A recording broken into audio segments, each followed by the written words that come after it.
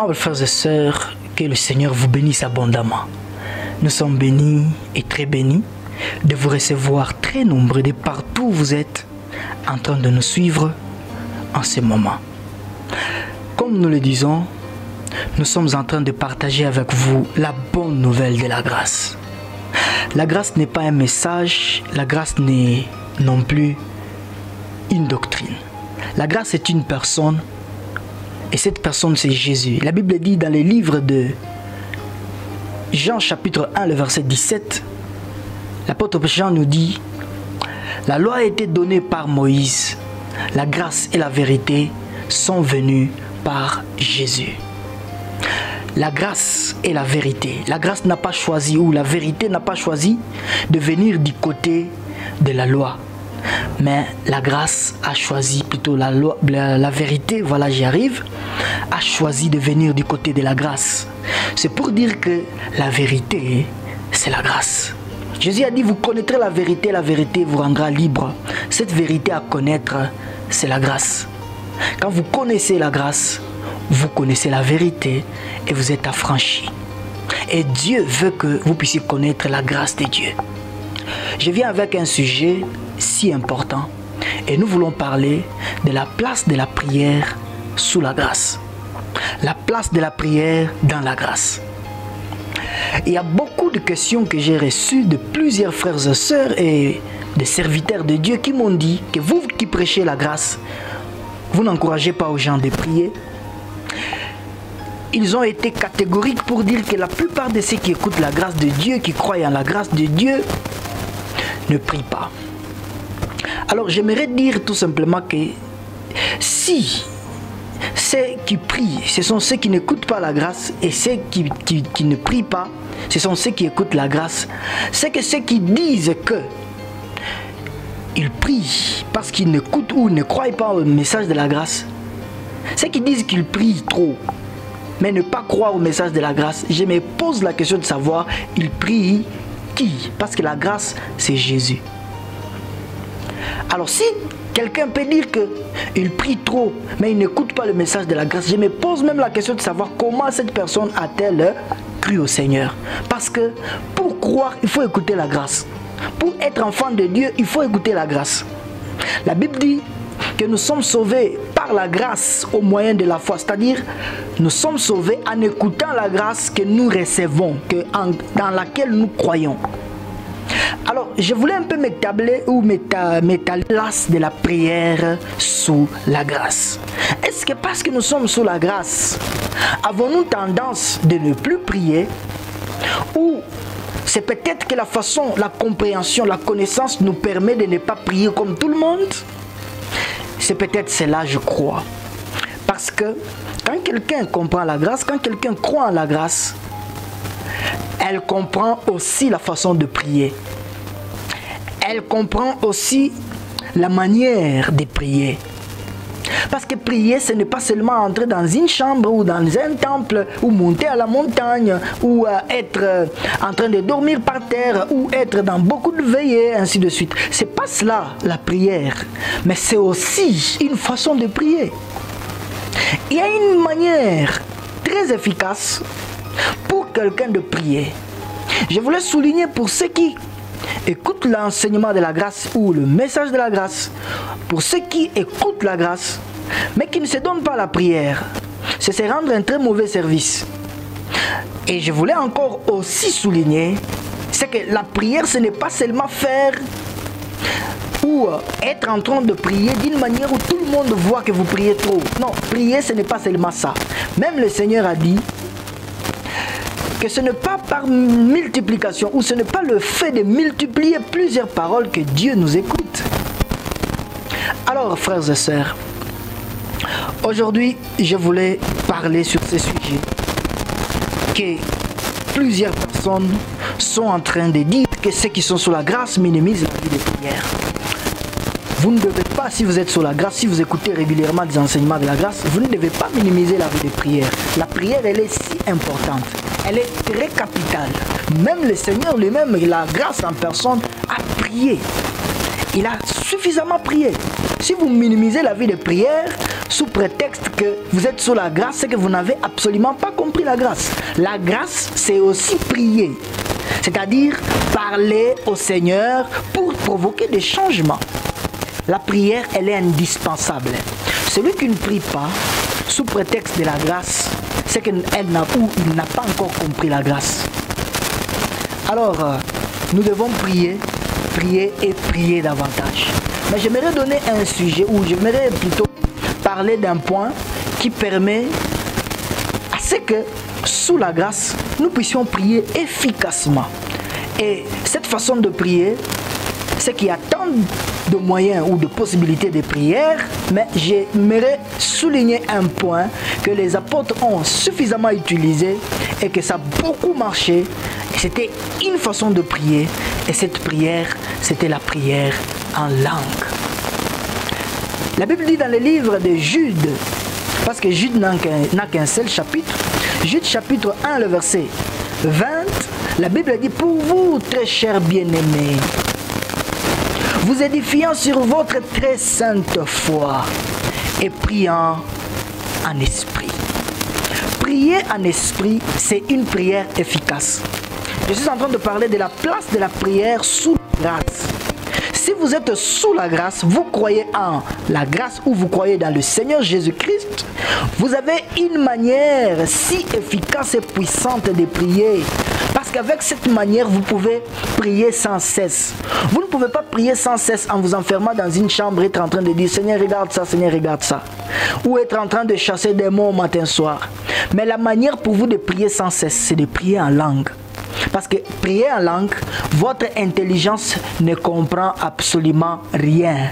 Mais vous parlez des mystères spirituellement au Père. Le Père vous écoute, même si vous ne comprenez rien. Mais le Père vous écoute. La preuve en est que vous pouvez être dans l'auditoire, vous parlez en langue. Vous pouvez être dans la cuisine en train de cuisiner et vous parlez en langue. Vous pouvez être au boulot et vous parlez en langue, dans votre bureau, dans l'usine, mais vous parlez en langue. Mais vous priez. Vous priez. Vous pouvez penser une fois quelque chose qui vous passe par l'esprit et ça vous pousse de parler en langue. Vous priez en langue. C'est une façon de prier sans cesse. Le parler en langue est tellement capital. Pourquoi? Parce que c'est une prière, c'est une prière par laquelle vous dites des mystères que seul Dieu arrive à les décoder ou les déchiffrer. Alors, aimables frères et sœurs, la prière en langue, aimables frères et sœurs, la prière en langue, elle est si capitale et si importante. Et c'est ce à quoi le Père attend de vous. L'apôtre Paul a dit, je souligne, dans son premier épître aux Corinthiens, le chapitre 14, à son 18e verset. Avant que je ne paraphrase, vous savez comment l'apôtre Paul a été? Il fut un grand ministre de Dieu. Il a écrit la moitié du Nouveau Testament. Il a écrit beaucoup d'épîtres. Il nous a révélé beaucoup de révélations par rapport à la nouvelle alliance de la grâce. Il nous a parlé, il nous a déchiffré l'Ancien Testament, décodé l'Ancien Testament. Il a interprété Jésus dans l'Ancien Testament comme vous ne pouvez pas l'imaginer. Mais regardez ce qu'il dit dans son premier épître aux Corinthiens, chapitre 14, verset 18. Il dit ceci: j'ai pris en langue plus que vous tous. Ce qui a été le secret de la puissance dans le ministère de l'apôtre Paul, c'était de parler en langue. Vous pouvez aussi provoquer beaucoup de changements, beaucoup de puissance, dégager beaucoup de force spirituellement en parlant en langue. La prière en langue, c'est la prière de la nouvelle alliance. C'est la prière qui provoque des changements. Et Dieu aimerait que vous puissiez comprendre que la place de la prière dans la nouvelle alliance, c'est beaucoup. Je ne dis pas que c'est seulement la prière en langue, mais je dis que c'est beaucoup plus la prière en langue. Quand vous parlez en langue, vous dites des mystères. Vous pouvez vous engager à partir d'aujourd'hui de vous donner le luxe, le courage, la détermination de vous donner dans la prière en langue. Le bien avec la prière en langue, c'est que vous pouvez prier partout. J'aimerais que nous puissions souligner un passage que le Saint-Esprit a donné dans le livre de Romains. À son 8e chapitre, le verset 26 dit ceci: De même, quand nous ne savons quoi dire, l'Esprit de Dieu, par des soupirs inexprimables, intercède pour nous. C'est-à-dire, ces soupirs inexprimables, c'est la prière en langue ou le parler en langue. C'est-à-dire, vous ne comprenez pas, mais vous dites des mystères, les langages des anges. Il y a quelque chose que encore l'apôtre Paul nous parle dans le livre d'Hébreux, à son premier chapitre, le verset 14. Il dit ceci: de même, les anges sont des esprits au service de ceux qui doivent hériter du salut. C'est-à-dire, les anges sont des esprits qui existent au service de ceux qui doivent hériter du salut. Si tu as hérité ou tu as reçu le salut, c'est-à-dire, les anges sont des esprits à ton service. Alors, quand tu parles en langue, le diable ne comprend rien, les démons non plus. Seul Dieu. Et que c'est le langage des anges que tu sois en train de parler. C'est-à-dire, quand tu parles en langue, tu t'adresses à Dieu et au même moment, les anges sont en train de déchiffrer les ordres que Dieu veut dans tout ce que tu parles afin de les exécuter à ton avantage. Alors, quand tu parles en langue, voilà pourquoi vous allez constater que quelqu'un était en train... Et plutôt, quelqu'un était dans une voiture, mais dans cette voiture, vous vous rendez compte que vous avez été le seul à pouvoir quitter sain et sauf. Pourquoi? Parce que vous étiez en train de parler en langue. Vous vous retrouvez dans un problème, dans une embuscade, dans un problème. Mais vous y sortez seul, vous y sortez sain et sauf, sans égratignure, sans plaie, sans quoi? Parce que les anges sont des esprits au service de ceux qui héritent le salut. Alors quand vous parlez en langue, il y a beaucoup d'avantages. L'Esprit de Dieu, vous le permettez de prier par vous et pour vous quand vous parlez en langue. La Bible dit que l'Esprit de Dieu connaît la profondeur de Dieu, connaît sonder le cœur de Dieu, parce que c'est son esprit. Tout comme votre esprit à vous, ou l'esprit que vous êtes, peut sonder votre intérieur. De la même manière, l'Esprit de Dieu peut sonder le cœur de Dieu pour déchiffrer et connaître quel est le plan de Dieu pour votre vie, quel est le plan de Dieu pour votre mariage, pour votre famille, pour votre ministère. L'Esprit de Dieu peut le sonder, le déchiffrer, le décoder afin de vous venir en aide, afin de prendre ce que Dieu a prévu pour vous et l'amener jusqu'à vous. Tout cela peut être possible qu'en priant là. Alors, frères et sœurs, donnez votre temps à la prière en langue. Vous pouvez avoir des complications de maternité, vous pouvez avoir des complications du travail, des complications dans les ministères, des complications de santé, je ne sais pas encore quoi. Mais sachez une chose, lorsque vous pouvez vous engager dans la prière en langue, quelque chose va se décanter, quelque chose de grand va vous arriver. Vous pouvez vous entraîner à cela. La Bible dit, pour vous très chers bien-aimés, dans le livre de Jude, j'y reviens, pour vous très chers bien-aimés, vous construisant ou vous baptisant sur votre très sainte foi en priant dans l'esprit. Quand vous parlez en langue, vous priez dans l'esprit. Le mot bâtir dans ce passage veut dire tout simplement construire, veut dire tout simplement édifier, veut dire tout simplement élever une tour, tout comme on bâtit ou tout comme on construit une maison à plusieurs étages. C'est comme ça que quand vous parlez en langue, vous êtes en train d'édifier votre corps. Vous êtes en train d'édifier votre corps. Et beaucoup de choses peuvent se passer. La maladie ne peut pas vous attaquer facilement et vous atteindre. Il peut arriver que vous sentez seulement des maux de tête, vous sentez un peu de maux de ventre, vous sentez un peu de douleur, mais ça ne va pas prendre du temps sans que ça ne puisse disparaître. Ça disparaît au moment même où vous ne vous rendez même pas compte. Priez en langue, frères et sœurs. Donnez-vous du temps à parler en langue. Vous êtes prophète, vous êtes évangéliste, docteur, pasteur, apôtre. Donnez-vous à parler en langue. Quelque chose de grand va se décanter dans votre vie. Je crois fermement que si vous pouvez vous engager dans la prière en langue, quelque chose va se passer. Pour toi, frères et sœurs, qui doutent et qui ne donne pas la place à la prière en langue, tu te rends un très mauvais service. La prière en langue, ce n'est pas une prière particulière ou appropriée à ceux qui ont avancé dans la vie spirituelle. La Bible dit, Jésus a promis, il dit dans le livre de Marc, chapitre 16, il dit ceci, chapitre 16 ou le chapitre 15, il dit, voici les signes qui accompagneront ceux qui auront cru. En mon nom, ils parleront de nouvelles langues. Tu peux donner ta vie aujourd'hui à Jésus et directement ce don t'appartient. Pour que tu vives un don de Dieu dans ta vie, tu dois commencer par recevoir ce don. Le parler en langue est un don qui appartient à tous ceux qui croient en Jésus. Si tu peux le recevoir aujourd'hui, tu vivras un miracle. Et tu verras que le parler en langue va s'engager dans ta vie.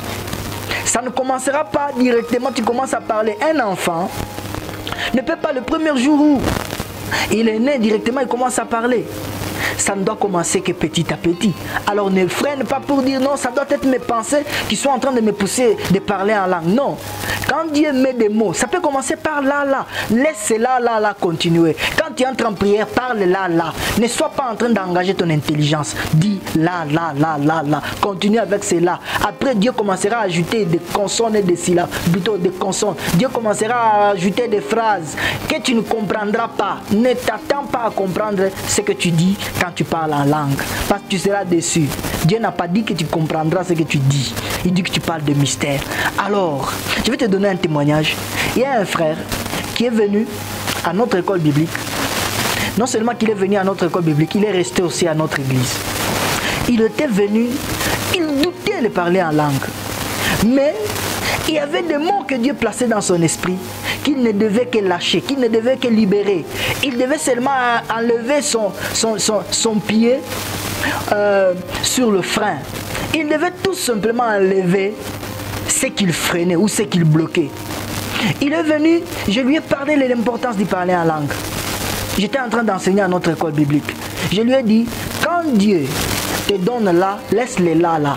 Continue avec les là, ne bloque pas ça. Et ainsi, Dieu commencera à ajouter des mots après et après, ça va s'accroître. Jusqu'à ce que tu ne sauras même pas te maîtriser, mais ça commencera à couler de soi.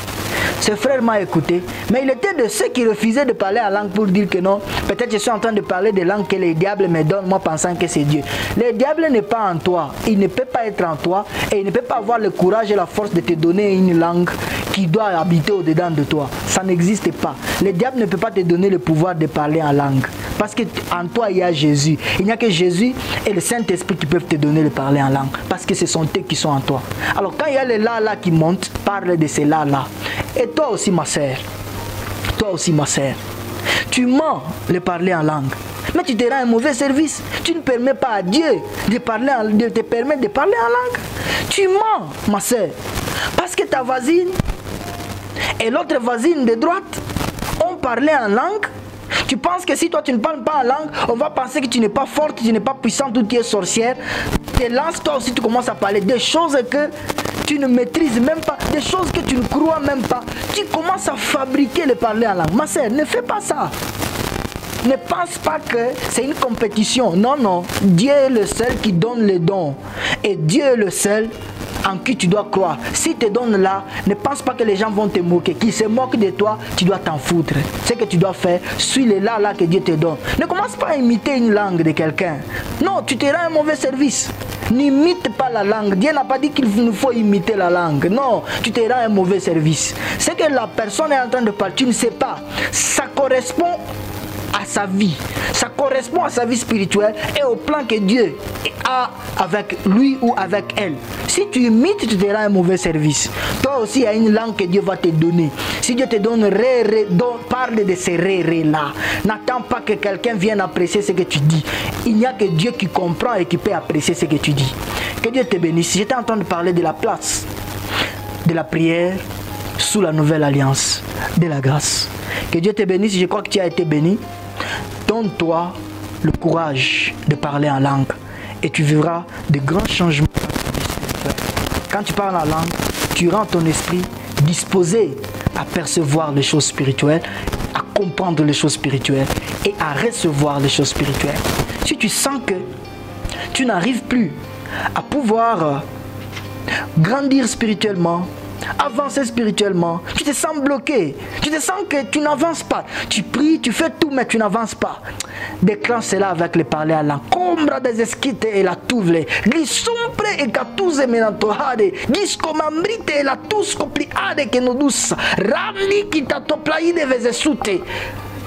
Alors mon frère, quand tu parles en langue, de grandes choses vont se décanter dans ta vie. Spirituellement, tu seras en train de détecter tout ce qui se passe autour de toi afin de les décanter. Même dans ta famille, même dans ton travail et dans n'importe quel domaine de ta vie. Dieu te bénisse. Et en conclusion, pour toi de gagner les âmes pour Christ, donne-toi le luxe de parler en langue. Des gens vont commencer à tomber sous la puissance du Saint-Esprit. Et ils seront convaincus par le Saint-Esprit. Dieu te bénisse, reste dans la paix du Seigneur et surtout donne-toi un programme de prier en langue. Prie en langue partout et en tout moment. Dieu te bénisse, shalom dans vos maisons et que la grâce et la paix du Seigneur demeurent sur vos vies. Amen.